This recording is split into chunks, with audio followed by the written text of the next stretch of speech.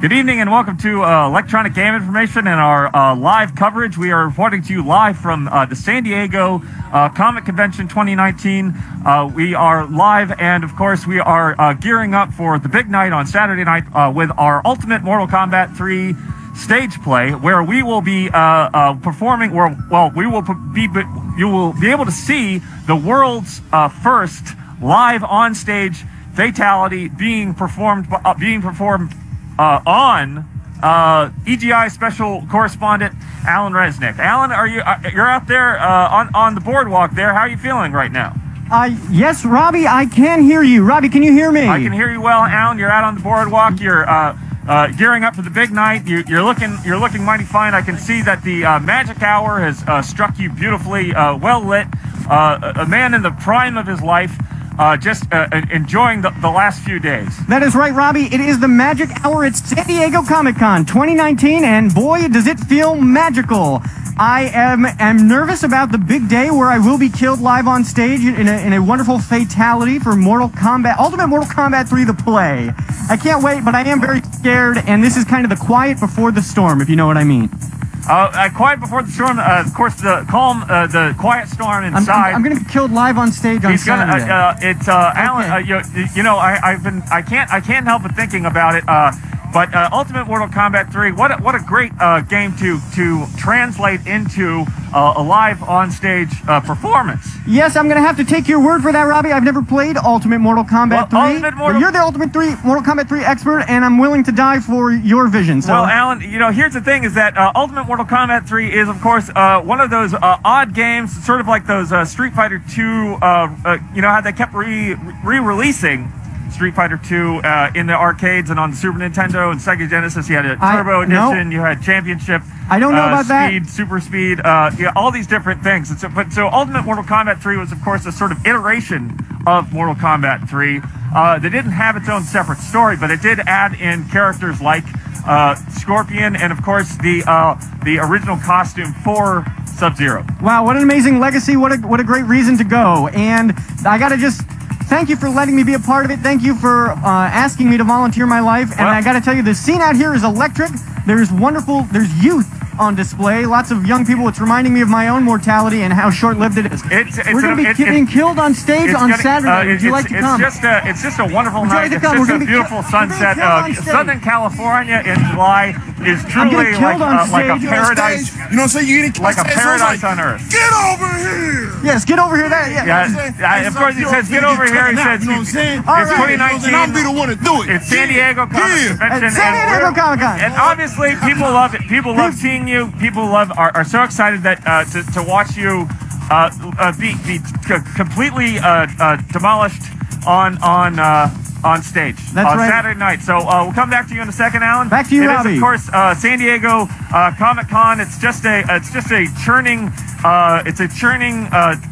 maelstrom. It's a mass of humanity, just warm bodies, just touching each other the entire day, all day for 4 days in the middle of July, and it's like a stock exchange of humanity here in San Diego. The convention center is packed. It's filled with all sorts of wonderful things. We are, of course, on the outside of the convention center.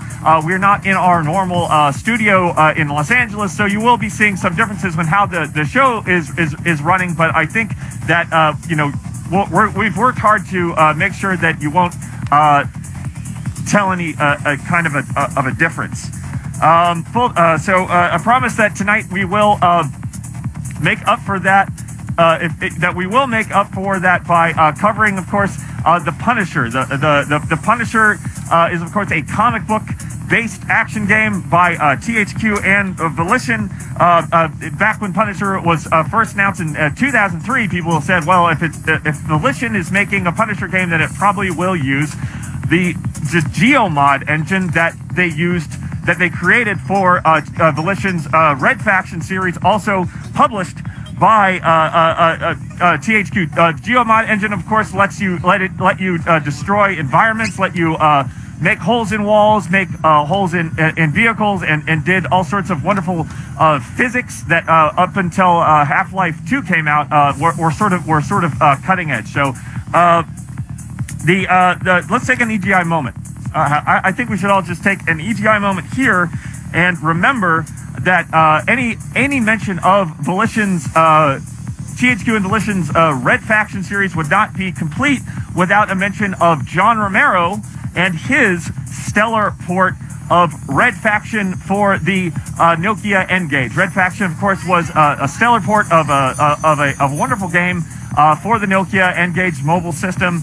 And congratulations to you, John Romero, for a game that should never have been ported to a mobile system, and yet you did it. You did it, sir, and thank you, Mr. Romero. The Punisher, of course, was released in 2005. It was announced in 2003. People thought it would use the Geomod engine, and it instead of course, used the Havoc engine. The Havoc physics engine made very popular by games like the Punisher. Made lots of if you wanted to have bodies flailing around, if you wanted to murder people in video games, then you can't really go wrong with the Havoc physics engine being used in the Punisher from 2005. Speaking of the Punisher, there is, of course, if you're going to be mentioning the Punisher for the PlayStation 2, for the Xbox, and of course for the Nokia N-Gage, you can't miss mentioning the Punisher No Mercy, which was a PlayStation 3 exclusive game for the PlayStation Network. It was a multiplayer-focused Punisher game that did not make a lot of waves. It was unfortunately categorized as something akin to like an Unreal Tournament mod, and of course the Unreal Tournament engine was used to make Punisher No Mercy for the PlayStation 3. So better luck next time. Punisher No Mercy for the PlayStation 3. For a full list of Unreal Engine games, please go to the Unreal Engine Wikipedia page. The Unreal Engine Wikipedia page is, of course, www.wikipedia.org/wiki/Unreal_Engine, and then scroll down to the bottom of the page to the See Also section. So in the See Also section, you will see all of the list of Unreal Engine games, So go ahead and click on that and see the list of Unreal Engine games, of course, like the Devil May Cry, the newer Devil May Cry, developed by Ninja Theory and utilizing the Unreal Engine. What do you think about, Alan? You're the Unreal Engine expert. What are you thinking? I'm sorry, Robbie. I got a one-track mind right now because I'm being attacked by a bunch of beautiful wild dogs, and it's hard for me to focus on any of the things you're saying. We're gonna tilt down if we can and see these beautiful dogs. Can you see these dogs? I can see the dogs, Alan. The dogs look good. Those are. I can imagine them. I can imagine them perfectly being rendered in the Unreal Engine. What a thrill for the last couple days of my life to be visited by such beautiful creatures. They got the cables here. They got the cables. Alan, be careful of the cables, because the cables, of course. Thank you, dog. If you're not careful with even with the graphics technology that we do have now, with the Unreal Engine being in its 5th or 6th iteration, they still haven't gotten the ropes, I think, right. So you still clip through ropes. Robbie, what exactly are you talking about? I've just been busy focusing on my friends and my family and the people I will be leaving. Well, talk about the Unreal Engine, the Wikipedia page for the Unreal Engine. A list of Unreal Engine games is always helpful to look at when you're thinking about, I don't know, games that may not have the biggest budget in the world. But they do have enough of a budget to license a sort of a tool set like the Unreal Engine. Very interesting stuff, Robbie. It is Comic-Con 2019. There's no presence from the Unreal Engine or any gaming engines because it is a comic-based convention, or maybe movies and TV. But again, no real-time video games. That being said, I love hearing you, and I love just being on EGI and being out here at beautiful Comic-Con San Diego. Back to you, Robbie. Back to you, Alan. There's ants on the table. You can see any ants on the table. They're crawling over my notes. They're crawling on my hands, and I think they're crawling on my knees and legs. But we are determined to bring you the breaking video game news from San Diego Comic Convention 2019. So let's move on to another comic book based video game. It's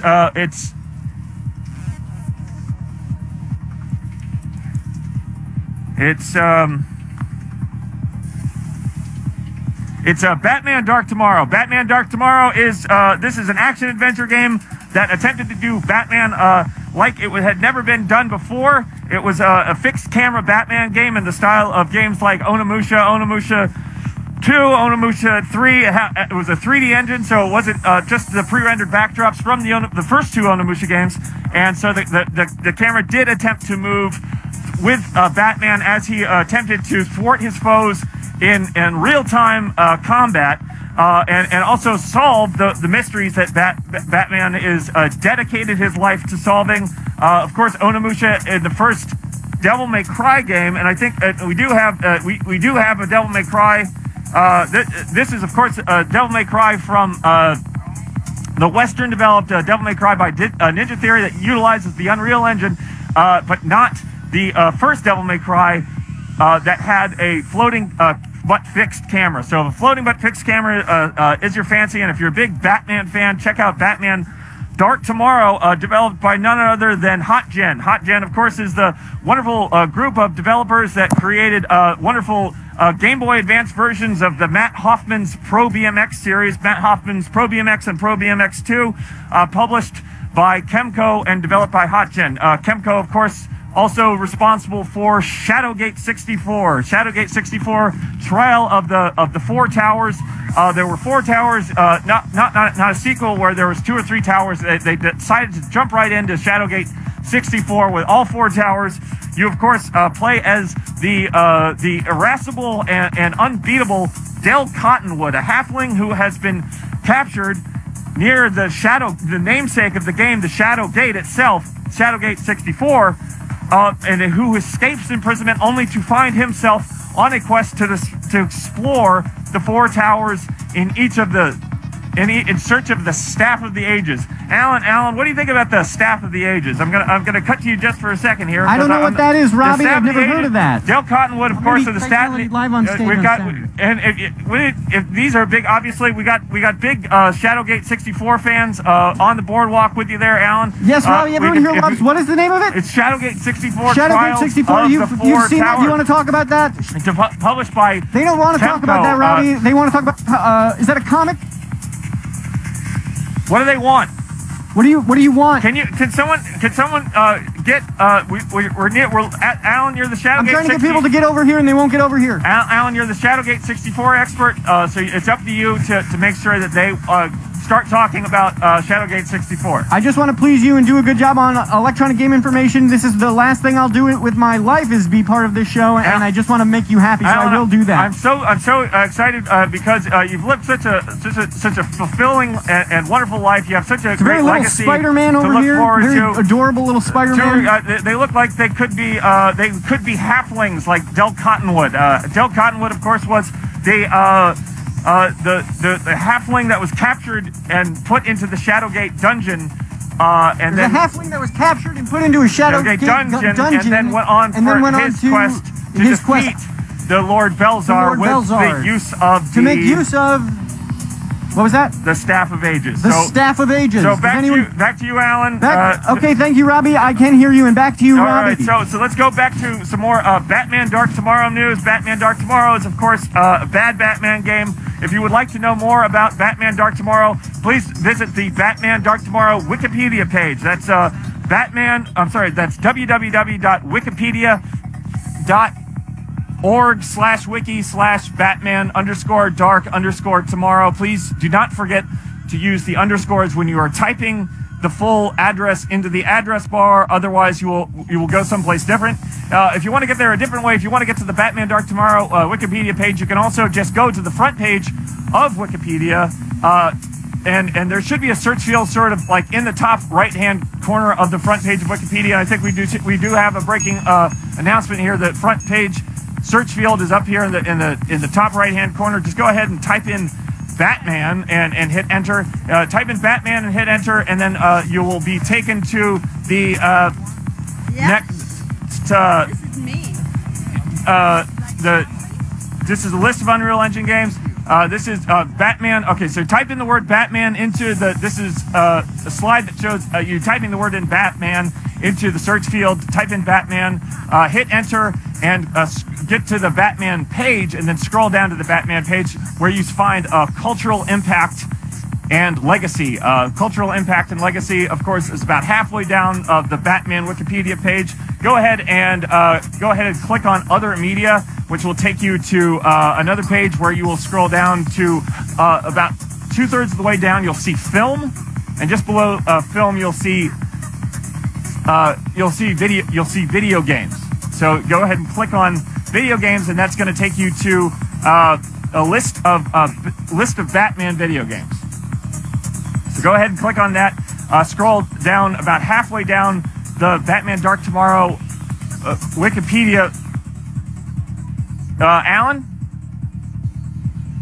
Yes, Robby, I can hear you. I'm here live at San Diego Comic-Con. It is in San Diego. There's beautiful water and a boat. How are things looking? You know, I'm looking up. I see the sky. I see it looks like this blue sky, clear blue sky here in Southern California.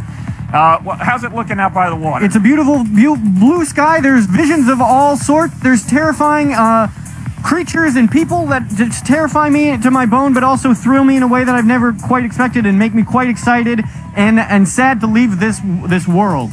Back to you, Robby. Back to you, Alan. And of course, halfway down the Batman list of Batman video games, you will find Batman Dark Tomorrow. And I do believe we do have a quick video break. Let's go ahead and check that out. This is Alan and Robby at Comic-Con 2019 here in San Diego, California. Robby Rackleff reporting to you live from San Diego Comic-Con for Electronic Game Information's coverage of San Diego Comic-Con. We're here at the gate to the convention center on just off the boardwalk. Beautiful downtown San Diego. You can see all the boats in the background, all these wonderful boats, and these gates are unfortunately you need some sort of pass or card that has a sort of like when you tap your card to get into a subway or a light rail.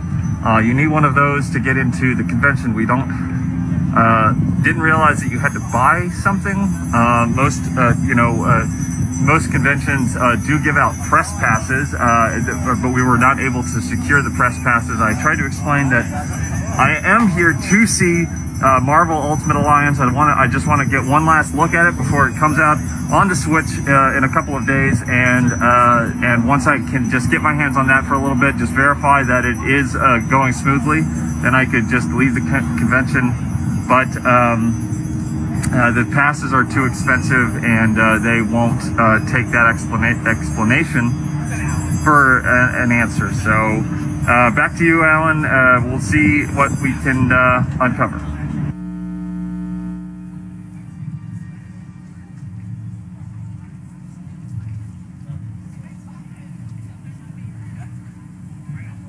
Alan, let's go check in on Alan on the boardwalk there. Alan, how are things looking out there? So people love Sub-Zero. They like Scorpion. Number one, Scorpion. You suck, man. Sub-Zero freezes their enemies. Which Sub-Zero? Before he gets away. Which Sub-Zero? Which Sub-Zero? Because there's several Sub-Zeros. There's several iterations of Sub-Zero. Make sure you track that. Which Sub-Zero? Did that man sign? That man must have signed a release. So we do have his home address. We do have his telephone number. We can find him if necessary. If we need to clear this up. Why don't you go ahead and grab someone and just Okay, we got some sort of a question mark man here, and I'm going to ask him a question. Mr. Question mark man, why don't you come on over here? Can we ask you a question? Sure. This is electronic game information. This is electronic game information. Question mark man. Question mark man. We're so happy to see you. So happy. What is the question, Robby? I don't want to keep him busy because he's got a life to lead. The question is, I will be getting killed on Saturday. A live fatality on that stage. We're doing everything we can to promote What's the the question, fatality. Robby? Real quick. The question, of course, is Batman Dark Tomorrow. Did you play Dark Tomorrow? Did you enjoy Batman Dark Tomorrow? Did you play Batman Dark Tomorrow? Critical No, success. I did not, unfortunately. Robby, the question mark man did not play Batman Dark Tomorrow. I don't know what console. Okay. He didn't play it. What Batman games has he played? What Batman games have you played? I played Batman Arkham Asylum. You played Batman Arkham Asylum. That is a very good game, very fun game. Thank you so much. Batman Arkham Asylum on Saturday, a live fatality. I will be losing my life the on that Unreal stage. Engine. So the Unreal Engine finds its way into all sorts of games, all sorts of comic book games, Batman games. He didn't take the flyer. He didn't have any pockets. He is the question mark man. Was just here. We just had the question mark man. If you see somebody else you want to talk about Batman Dark Tomorrow, we'll just wait for that to happen. Does anyone want to talk about Batman Dark Tomorrow? What is that? Batman Dark Tomorrow is an action adventure game starring Batman. And what was the console? What year are we talking? We're talking about, well, if you go to the Wikipedia page for Batman Dark Tomorrow, you'll find that it was released in North America in 2003.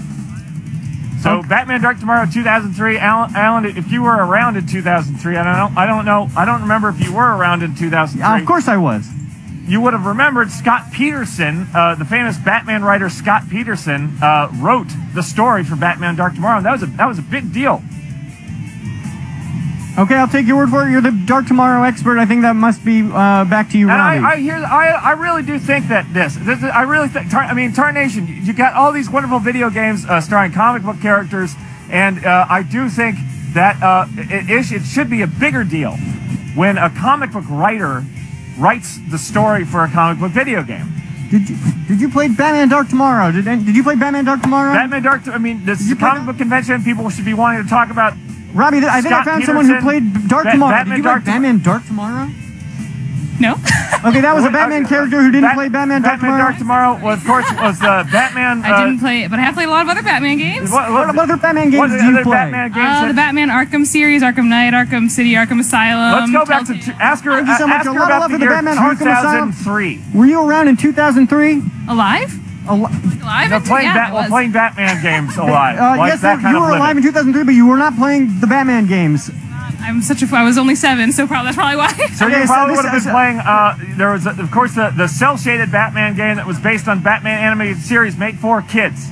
There was a cel-shaded Batman game made for kids, but you were 7 years old, so you probably didn't play it. No.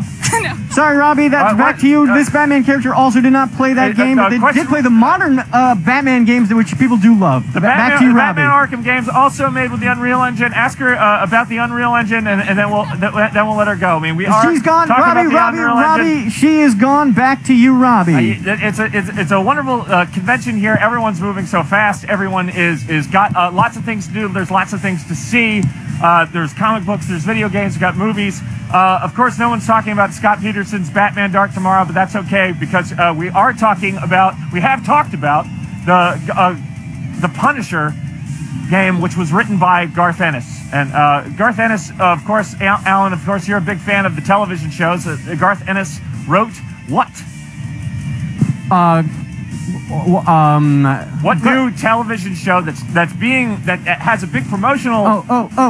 This Is Us on NBC, I believe. No, a new show just being promoted here. 2019. Right, yes, they wrote the new season of Modern Family, I believe is what you're talking about. Back to you, Robby. Back to you, Alan. It's The Boys. It's The Boys on Amazon. It's an Amazon original, The Boys, but it's not just an original. It's written by Garth Ennis, who also wrote the story for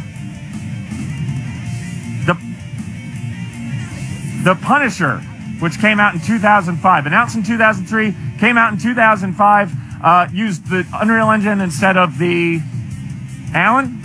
Oh, use the Unreal Engine instead of just like the default graphics card that comes with an old PC. The GeoMod engine.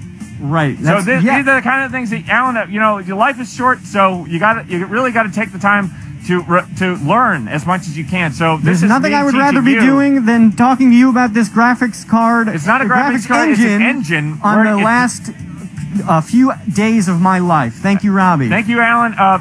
And I just want you to remember it is called the GeoMod engine. Okay, I will remember that. All right. So no trip to Comic-Con would be complete without mentioning the game I made up. The game I made up, which of course is an action-adventure RPG with a massive open world to explore that stars Spawn and Shadowhawk working together against the eldritch evil that infests 17th century colonial America, and of course using combat that is reminiscent of the recent Xenoblade game. So this is of course a picture of Xenoblade 2 on the Nintendo Switch, but go back through any Xenoblade games in the last 6 years, your Xenoblade Chronicles X for the Wii U, or Xenoblade Chronicles for the original Wii, and also the new Nintendo 3DS. So that's the basis of combat for this action-adventure game starring Spawn and Shadowhawk. Spawn and Shadowhawk, of course, the Image Comics characters created by Todd McFarlane and Jim Valentino.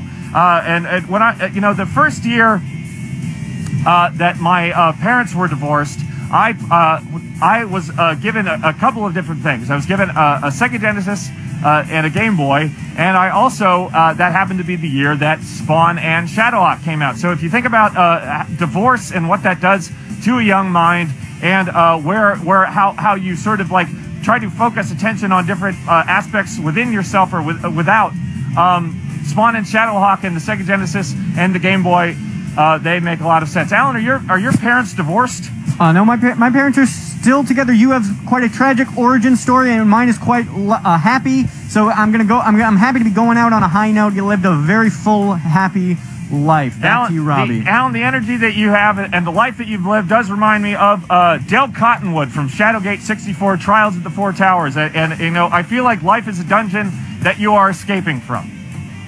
I'll take your word for it, Robby. You're the Dale Cottonwood expert. I'm not the Dale Cottonwood expert, but I could be the Shadowgate 64 expert if I could find a Nintendo 64 controller pack, because that's the way these old Nintendo 64 games. You know, you try to play them on these emulators with these modern controllers, and it doesn't translate. You got to use the old N64 controllers, and if you're going to be using one of those, you got to have the controller pack inside. You got. I think there's ants in my mask, and also I do often think about the textures in Shadowgate 64. Alan, do you ever find yourself just looking back, thinking about textures? When I look back, I think about a life well lived, a full life. I think about my mom and my dad, and animals that I've met, and people that have been sweet to me. So, and of course, you're probably thinking about all the textures on all the walls and all the dungeons that you've been in, and all the adventuring that you've done over the years in these wonderful games like Shadowgate 64, Trials of the Four Towers. Yes, I used to think a lot about textures and normal maps, but now I find myself thinking about more things about like kind of questions about mortality, what happens after you die, and what is life all about, and what's it all about. You know, why do you think you're so damn young, Alan, and you're so full of life, and it bleeds my heart to just see you ending it in the way that you're doing it. But it is important that if you do end life at a young age, that you do it in a big way. So I think that we have made the right decision for you, and I think it's going to place you in a place of history, more like kind of like Dale Cottonwood, you know. I mean, there was a guy, he probably some sort of halfling, probably just like getting by, just kind of running guns and doing all sorts of halfling type activities. And he gets himself caught up in this whole Shadowgate epic, and he finds it, and he finds his way out of the dungeon. And Alan, when I think about Dale Cottonwood, I keep mentioning it because it keeps making me think of you. And this Thank you, Robby. Back is to the you. Shadowgate, and life is the Shadowgate, and what lies beyond only you will know soon. I'm looking forward to finding out what lies beyond this world. What do you think? What are these people? There's people on the street. There's people on the boardwalk. San Diego Comic-Con 2019. Why don't you grab someone and ask them what they think happens after death? Things are winding down, but I'll try. What do you think happens when you die? Okay, no one's caught. No, Robby, I think people just want to go home. They want to read the comics that they spent the day purchasing. What kind of? I think that's bunk, Alan. I think people are thinking about death every moment of their waking time, and that's what's so special about you, is because you get to think about it and really do something with it. You really get to make it meaningful, and I do think that is a beautiful thing. That's right. I used to never think about death, and the past couple days, it's all I've been thinking about. Well, what are some things that you're going to miss, Alan? I'm probably going to miss Robby. I'm going to miss Robby Rackleff. I'm going to miss EGI, Electronic Game Information. Electronic Game Information here live at San Diego Comic-Con 2019. If you're just joining us, we are live in San Diego. We're not in the usual studio, but we are in San Diego. We're having an amazing evening. It's just beautiful weather. We're going to be missing Alan soon, but he's with us now, so we're trying to make sure that we do just do the best that we can with the time that we have left with him. Alan? Okay, Robby, I think we're running out of time for Electronic Game Information, so back to you. I'm going to go pray. We're not. We haven't run out of time yet because we have not yet talked about fans of Whilce Portacio's Wetworks will be excited to know that the game that I made up is going to have. We're announcing here, this is an EGI Comic-Con exclusive, the game that I made up that does star Spawn, and Shadowhawk is also going to have a substantial section. Spawn and Shadowhawk is, of course, going to have a substantial section where we do meet and greet and interact with Whilce Portacio's Wetworks. Whilce Portacio's Wetworks, of course, was one of the titles to launch with the other Image Comics back in 1992. If you get it close up here, you see down in the corner there's your Wetworks. They're gold skinned, they're mercenaries, and what do they fight? They fight werewolves and they fight the undead, and they are the Wetworks. They are mercenaries with gold who were given some sort of symbiote and turned into good guys. Mercenaries, of course, are mostly bad guys, but we are always trying to figure out ways to better ourselves, and sometimes the ways that we better ourselves are by meeting alien symbiotes that turn our skin into hard gold. Alan. Okay, Robby, that is... I love you, Robby. Love you too, Alan, but we also love the Wetworks. Of course, fans of Whilce Portacio's Wetworks will be sad to know, this is the Whilce Portacio's Wetworks here, will be sad to know that we will not be using the original Wetworks from the original comic series. So say goodbye to familiar Wetworks names like Claymore, Crossbones, Dane, Dozer, Flaptop, Grail, Jester, Mother One, Pilgrim, and of course, who can forget Blackbird? No, instead the Wetworks in the game that I made up are going to be German Hessians. German Hessians, of course, were the mercenaries that were hired by the British during the War of Independence against British rule in the United States that gave us this great country that we live in, this great country that goes from the Atlantic to the Pacific.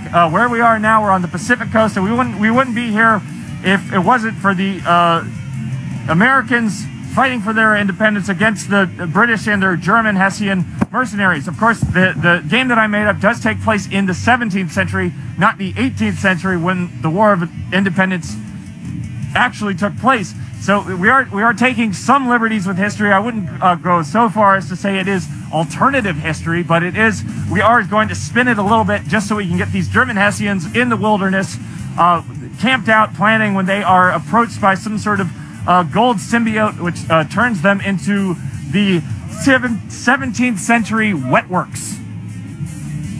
So be on the lookout for future episodes. We're talking about the game that that I made up, and we're going to be talking about how the Wetworks, the German Hessians, fit into the larger story. So Alan, we do have another video. This is Alan at Comic-Con, San Diego Comic-Con 2019.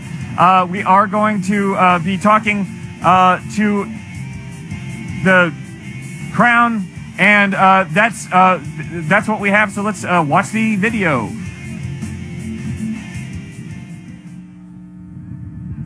Okay, hey everyone, this is Alan Resnick reporting live for Electronic Game Information in San Diego Comic-Con 2019. Apparently we're being told that there's absolutely no way we're ever going to be allowed inside that convention hall without a badge, and we do not have a badge. We couldn't afford badges. We didn't even know that we needed them, and now they are all gone. I've never been to Comic-Con, and I never will get to go to Comic-Con, as I will be dying in my friend's play in 2 days. It's been the thrill of a life just to see the convention hall from the outside. Oh, wait, you're going to see your badge. Oh.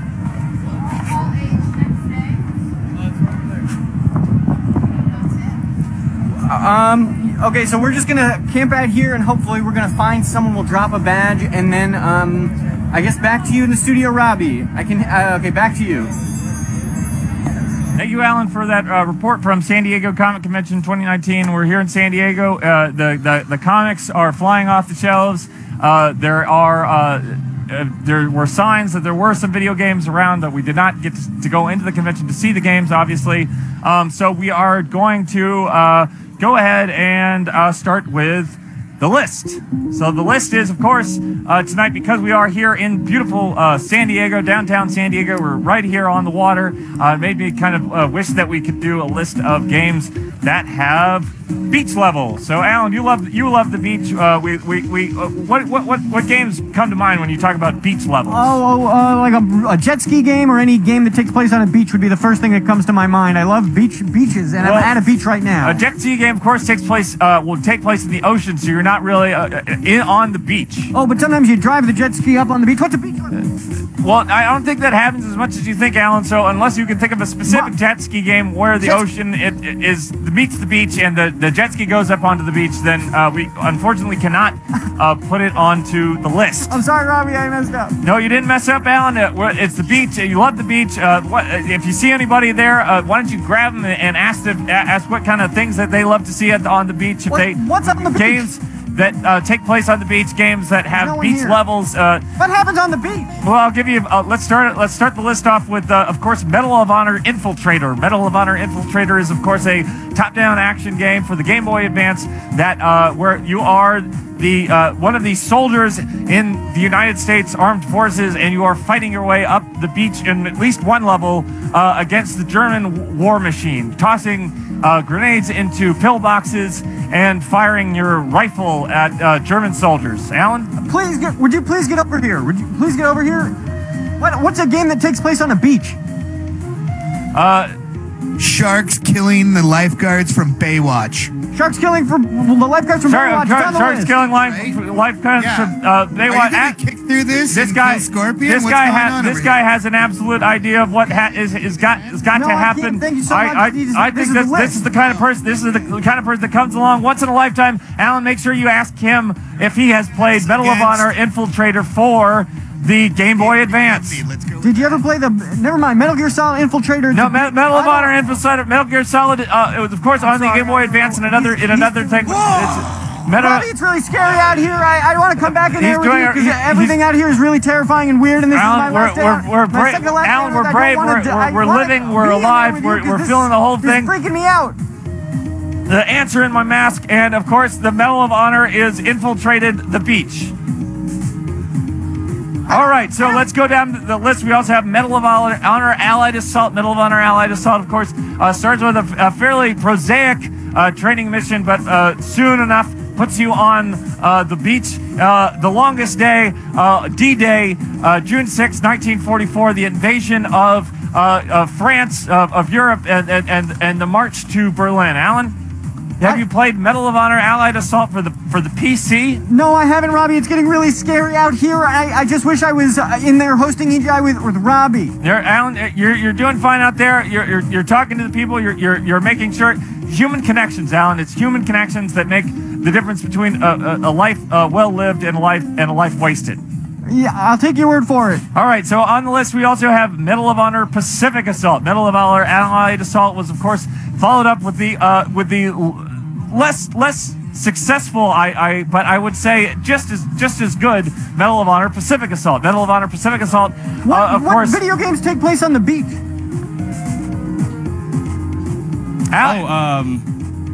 Super Mario Sunshine. Super Mario Sunshine. Super Mario Sunshine is, of course, a great hop up and down, jump up, and grab the sunshine, have a great time. Alan, this is a good friend of ours now, and ask him if he has played Medal of Honor Infiltrator for the Game Boy Advance. Have you played Medal of Honor Infiltrator on the Game Boy Advance? No, I have not. No one has played that, Robby. And here's a little microfiber cloth. This is electronic game information. We have the microfiber cloths because it's good to wipe down your. If you can tell him that he needs to wipe down his phone, all the germs. You're going to be killed on stage on Saturday. Oh yeah. You were in Mortal Kombat 11 though too.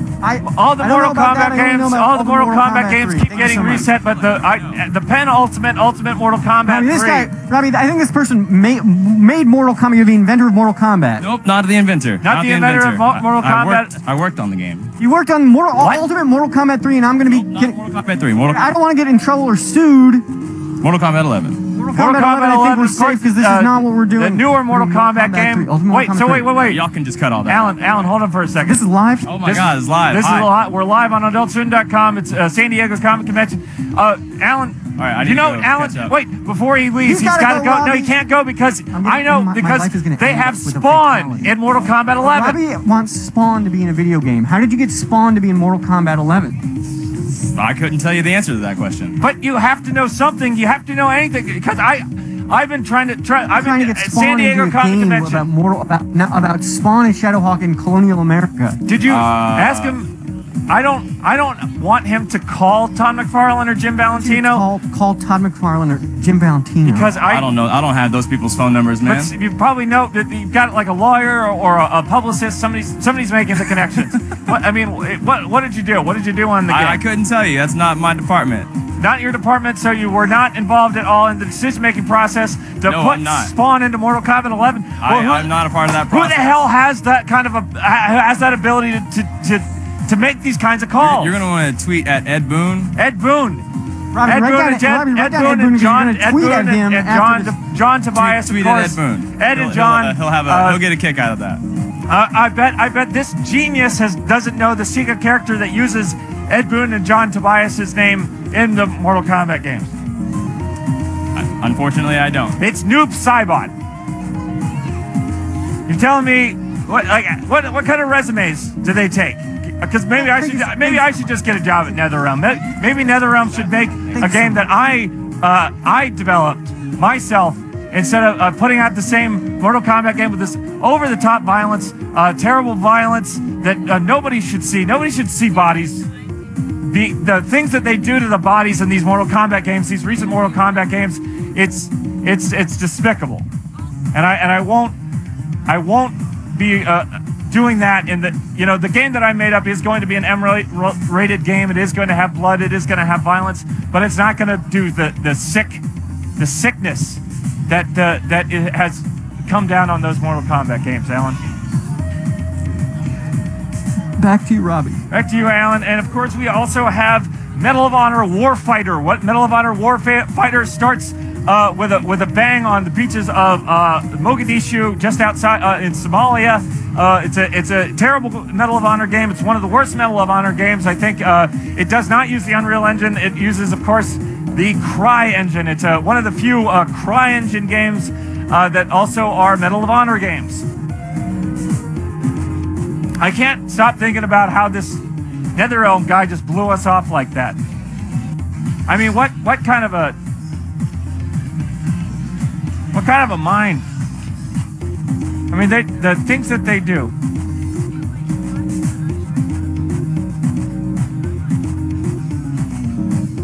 But they got Spawn, and Alan, this is the important part, is that they did get Spawn. I know. And if they got Spawn, and then they probably got Shadowhawk. What kind of finishing moves do you think Spawn does? I don't really understand the Spawn character, but I just know that guy knew the answer and he wasn't helping us and he was blowing us off. And you worked so hard and you made all this stuff, and they get to use Spawn and you don't get to use Spawn. You know, I look at it. You know, Whilce Portacio made a Wetworks issue 1. Then someone in his family got sick. He had to leave the country for a while all these other Image Comics games were getting their start. And you know what he did when he came back, Alan? I need a water. I can't. It's hard. It's cold out here, but it feels hot. Wetworks issue 2 came out when he came back. He stuck with it. You know, through all the hardship and all the heartbreak of life, Whilce Portacio did make Wetworks 2. So you got to wonder, you know, how long is it going to take? Like, does someone that I know have to get sick? I just got really spooked by some sort of a creature. Alan, you're talking to Spider-Man. That is Spider-Man here at its EZI exclusive. No Spider-Man. Spider-Man is electronic game and information Spider-Man is being really creepy and weird to me, and I can't handle this right now. I just want to come back inside with you. We love the Treyarch out here. So if he could just crawl up a wall, if he could find Todd McFarlane. Todd McFarlane, of course, was one of the quintessential Spider-Man artists of the 1990s. When my parents got divorced, when he left Marvel, he stopped doing Spider-Man, he started doing Spawn. So, you know, what do we learn from all of this? Huh? Alan, where'd Spider-Man go? He ran off. Well, he's probably got crimes to fight. He's probably got Insomniac games to promote. So let Spider-Man go, and let's get back to the list. Back on the list, we do have Call of Duty 2. Call of Duty 2, of course, was the second game in the Call of Duty series for the PC and also Xbox 360. The first game, of course, had an expansion called United Offensive, but Call of Duty for the PC and Call of Duty United Offensive did not have any beaches. How long is this list, Robby? And the thing about the list is that these are beach things, right? But Call of Duty 2 does a twist on the beach, because what, Alan, when you think of the beach, you probably think of sand meets the waves, right?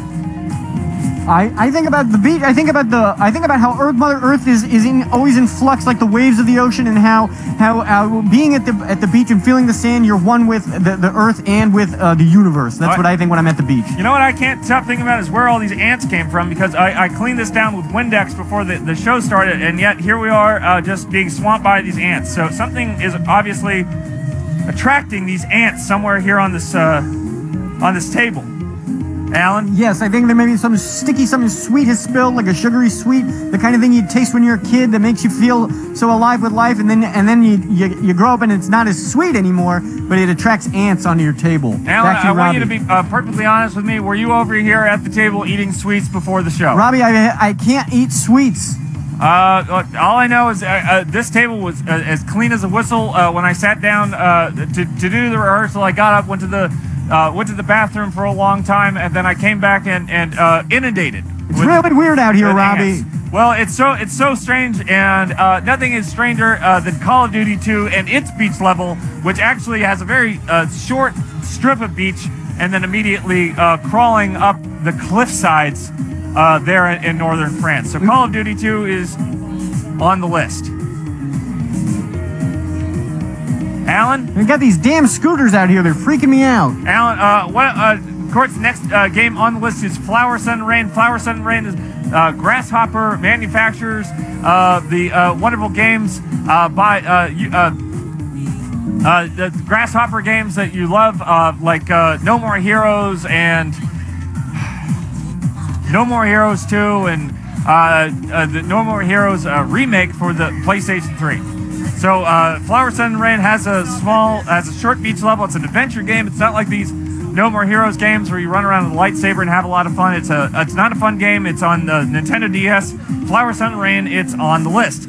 Of course, Halo is no list of beach levels is complete without Halo. And Alan, if you can remember that quintessential beach level from the first Halo game.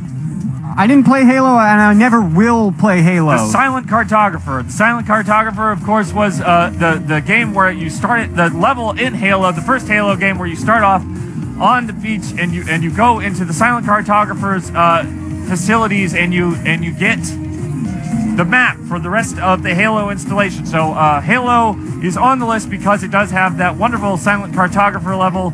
You first get to really see if you can wedge the Warthog Jeep into a deeper part of the facility than you're supposed to. So Halo is on the list. Halo 2 also on the list because as you're driving out of, I want to say, it's a city in Kenya.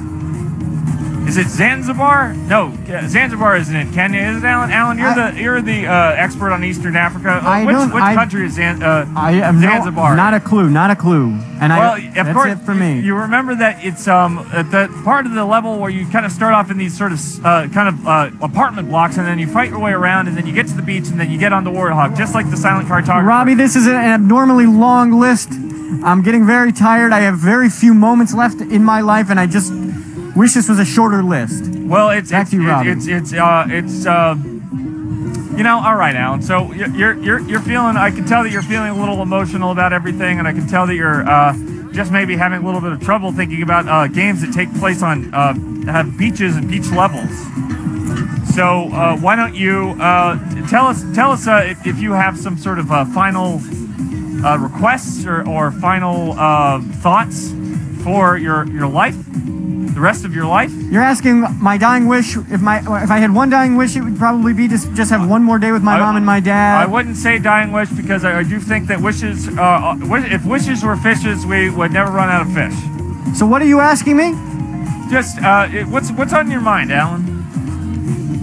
I'm having a blast at San Diego Comic-Con. I love Robby. I love electronic game information, and I wish I could just be... Oh, I wish I could always be on electronic game information. I'm sad to go. I wish I could host.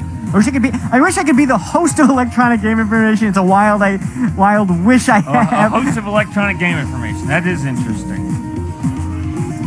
If I could do one thing before I die, kind of like on my bucket list, number one would be spend one more day with my mom and my dad, and number two would be a host electronic game information. I just think that'd be so fun. So we are here in San Diego. You got 2 days left. Can we fly? I mean, we do want to make this comfortable for you. We could try and fly your parents here. That is that's if you want to have your parents around, we could fly them here. You can spend a couple of hours. I mean, we do need you for rehearsal. We do need you for a number of. We have to do some more tech run-throughs for tomorrow's episode, of course. But you know, your parents could be here for that.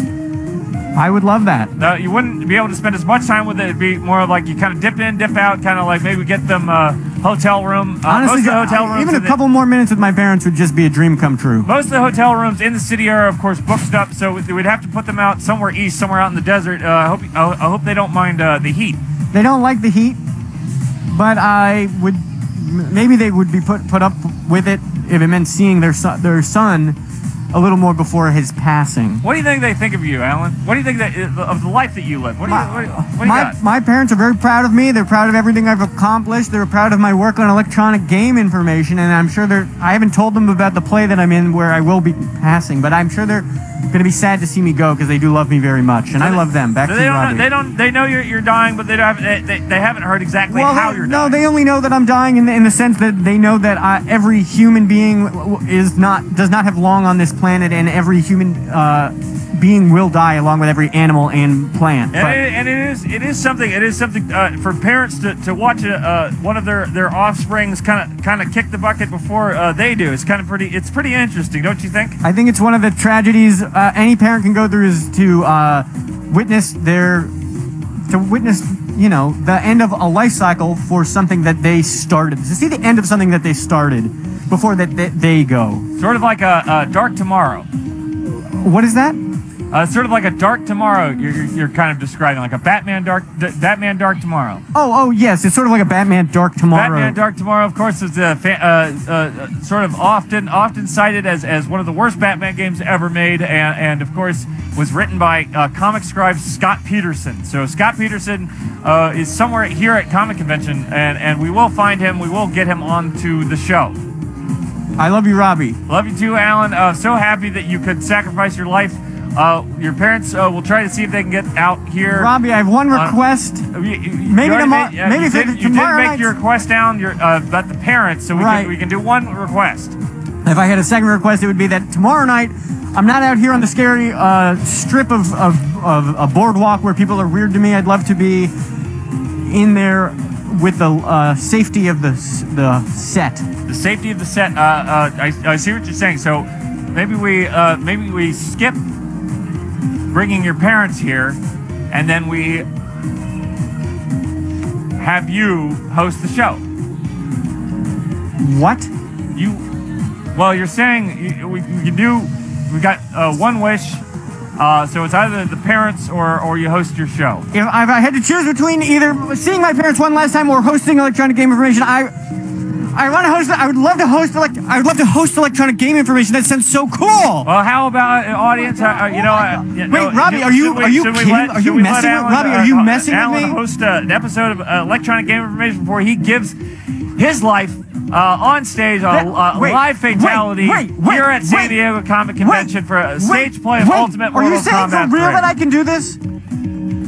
We're looking at the chat. We're looking at your answers. We're wondering if you guys think that Alan should be allowed to host an episode of electronic game information right before he is. Robby said I could host an episode of electronic game information tomorrow night. I'm going to actually host the episode. Is written into the history books as the first person to be executed in a Mortal Kombat style fatality. Okay, we got 3 scary Spider-Men, okay, thank you. I am so excited to host electronic game information. So we haven't got the votes in yet, so we are looking at the chat. We're waiting to see if the people in the chat do think that your votes, if the votes are counted and they are in your favor, Alan, you'll get to host the show. But if not, then we will just have to fly your parents in.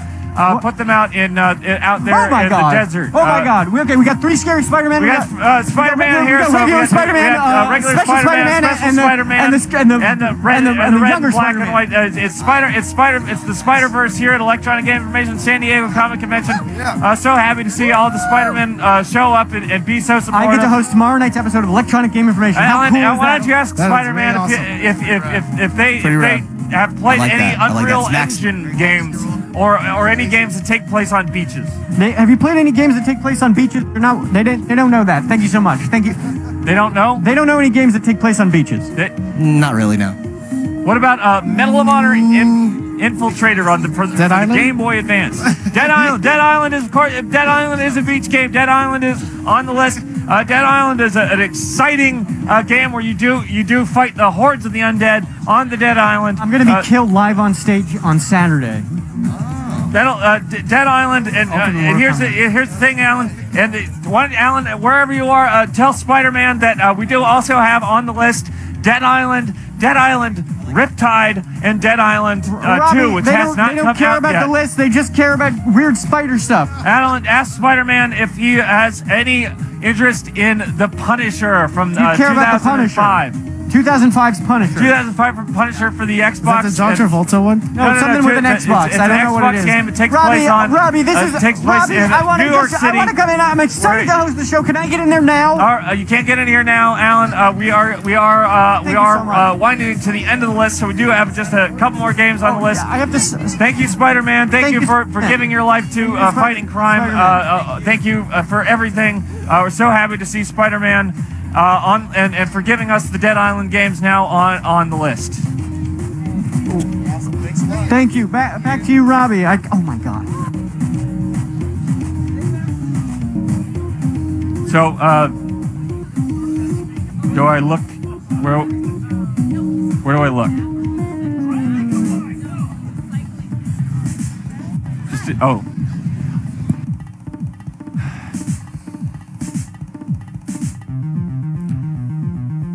It's another year. It's a San Diego Comic-Con. This is our first year, of course, here at San Diego Comic-Con, and it is, I have to say, it's a special place. It's a wonderful place. There's people everywhere. Everyone is just so excited to be near the things that kind of drive their imagination wild, that make them feel a part of a larger community. And who knows? Maybe for a few people, San Diego Comic Convention is the only time that they really get to talk about the things that excite them, the things that they care about. So I did want to talk about something that I care about, because we are sort of rushing towards this very special play on Saturday night. It's a play based on Ultimate Mortal Kombat 3, and it of course does have the world's first live on-stage Fatality that we will be performing on a friend of the show, special correspondent Alan Resnick, and just having that in the future to look forward to does make me, I would say, pretty wistful, and so I was sad to not be able to go in and play Marvel Ultimate Alliance 3 on the Nintendo Switch, because that is a game that adds so many characters, so many loving moments from the Marvel universe. And here I was in one of the few places where I might be able to experience it before anybody else, and I found myself waiting at the gates, unable to access Marvel Ultimate Alliance 3. And so, you know, looking forward towards the future, you know, I will own Marvel Ultimate Alliance 3 on the Switch. I did buy one of those 2 game vouchers for $99, $99.99, and I used one of the vouchers for Super Mario Maker 2, and I'll use the second for Marvel Ultimate Alliance 3. But Marvel Ultimate Alliance 3 is a game that you should be playing with your friends. And one friend that I know that I'll be missing when I do play Marvel Ultimate Alliance 3 is special correspondent Alan Resnick. Because here's a man who had nothing, he would have been forgotten completely. And he destined himself to give something to the greater narrative of human experience. And you know, I don't know if anyone out there is listening, anyone from Nintendo or anybody from the studio that is responsible for Marvel Ultimate Alliance 3. But I do think that if you were just thinking about adding just a little bit of a special twist on Marvel Ultimate Alliance 3, you might consider putting Alan Resnick as a secret character in one of your downloadable content packs. Doesn't have to be a character that you play as, doesn't have to be a character that gives you anything to do, a quest, a side quest, or anything like that.